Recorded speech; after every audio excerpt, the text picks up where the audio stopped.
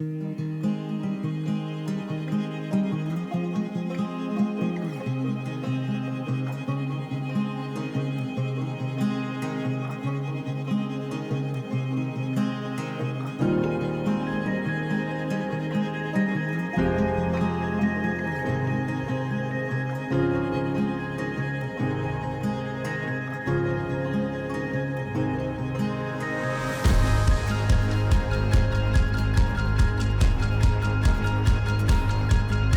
zone de la Bourdonnaise s'est constituée au fil du temps et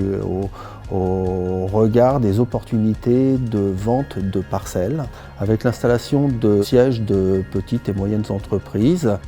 Les premières entreprises s'y sont implantées en 68 et 69, mais également des installations d'habitation en proximité de ces entreprises. Par ailleurs, il subsistait quelques parcelles encore exploitées par des agriculteurs. La conséquence de ces ventes un petit peu diffuses, c'est que on avait énormément de fonds de parcelles qui étaient inexploités et peu accessibles. Donc une zone qui méritait à l'époque d'être mise à l'étude pour une restructuration globale. Le premier objectif que s'étaient donné les élus était inévitablement la maîtrise du foncier. La maîtrise du foncier avec un redécoupage de parcelles, travailler également sur les réseaux viaires de cette zone avec la création de cheminements piétons, de façon à ce que les circulations soient plus fluides, plus sécurisées, dans le respect de l'environnement de la zone, avec un renforcement de la trame verte et bleue et du maillage bocager. Dans le cadre de ce projet de restructuration, l'idée a été de fonctionner sur une voie à sens unique, gage de sécurité pour le trafic PL et VL associés sur la zone, et également toute une trame de cheminement piéton, essentielle pour faciliter des modes de déplacement alternatifs, mais également pour assurer une connexion de cette nouvelle zone d'activité avec les espaces environnants, cheminement pédestre, zone urbaine, potentiellement pour se dire que les salariés demain présents sur la zone pourront cheminer jusqu'aux zones de commerce en centralité. Sur la question du parking mutualisé, le choix a été d'opérer 7 aires de stationnement à différentes échelles par rapport à l'aménagement et la taille de la zone considérée,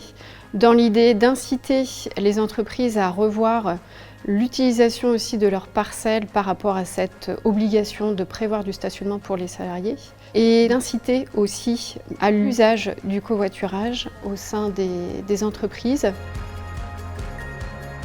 On est aussi sur la partie trame bleue, sur la gestion et la reprise en main des eaux pluviales, depuis la parcelle, notamment privée, avec un principe d'infiltration plus à la parcelle, avec un taux d'imperméabilisation limité à 60%. On a également repensé l'écoulement de ces eaux pluviales et leur traitement par une coulée verte qui prend place à l'entrée de la zone d'activité et qui permet de temporiser avant rejet dans le milieu naturel à proximité, ce qui a permis de regagner là-dessus en qualité aussi au niveau de l'eau. Sur cette opération, on remarque que la clé a été quand même la maîtrise foncière possible par la collectivité, et ça sur un travail de longue haleine, puisque là on remonte dans les années 90, où la commune puis la communauté de communes de l'époque ont anticipé et se sont positionnés sur différentes mutations concernant les fonciers présents dans quasi le périmètre que l'on connaît aujourd'hui au niveau de la zone d'activité, pour pouvoir garder la mainmise et avoir la capacité de développer une opération d'ensemble. L'idée est que toute cession foncière est soumise à l'étude d'un réel projet d'activité répondant aux critères que la collectivité s'est donné pour répondre aux objectifs inscrits dans le cadre de ce projet de zone. Alors sur la zone d'activité de la Bourdonnais, l'accompagnement de l'EPF Bretagne dure depuis 10 ans maintenant, puisque nous avons fait nos premières acquisitions en 2013. Nous avons acquis uniquement du bâti, soit d'activité, soit d'habitation, pour un total de 9 500 mètres carrés. Nous avons procédé aux opérations de déconstruction, dépollution des terrains, et nous les avons revendus aux prospects que nous a désigné la communauté de communes du Val d'Isle. Et la communauté de communes a bénéficié du dispositif de minoration foncière de l'établissement qui permet de prendre à sa charge 60% du coût des travaux de déconstruction des pollutions. Les paramètres ont bien évidemment changé. Aujourd'hui, il n'est plus possible d'acheter de grandes parcelles pour faire de la réserve foncière. Le foncier est devenu rare et cher, et la vente de parcelles à des porteurs de projets est conditionnée par la présentation du projet lui-même, qui conduit à une discussion avec nos équipes de développement économique pour arriver à une rationalisation de l'espace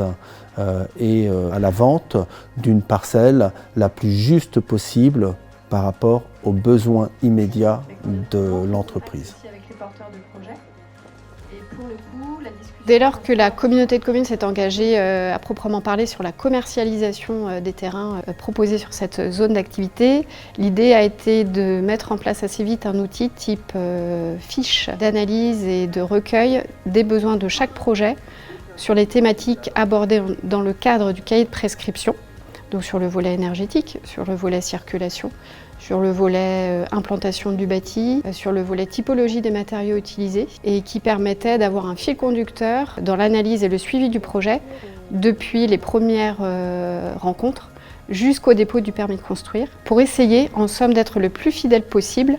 à ce que le cahier de prescription avait instauré comme philosophie de travail dans le cadre de ce projet d'aménagement de zone.